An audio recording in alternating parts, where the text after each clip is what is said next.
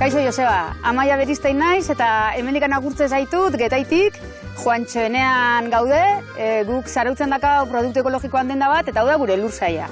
Eta nabaldin badezu gurai momentutxo batian gure aranak erakutziko dizkizut, 3 bat baria ditugu eta goazen ikustera.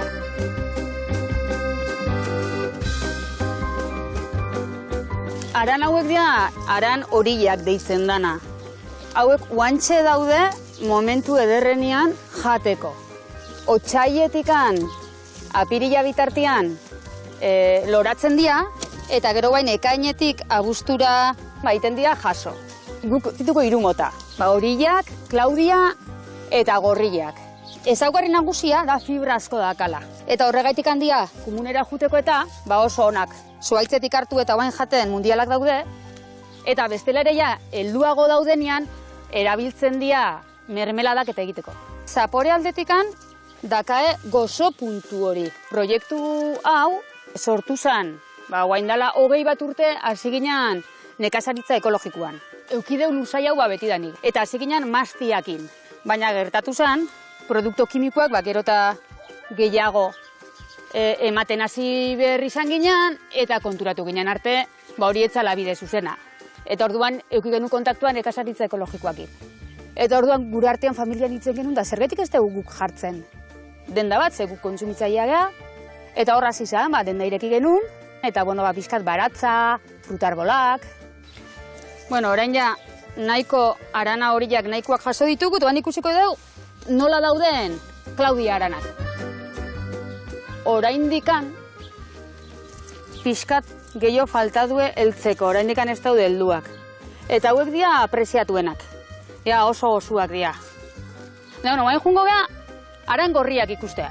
Haiek bai daude lartzeko. Eta hauetxek, adibidez, lehen urteko ustakin alderatuta, txikiagoa daude aurten. Baina daude, oso helduak daude. Orduan hauek mundial orantxe bertan mermeladak egiteko. Batzuk hartuko ditugu denera eramateko.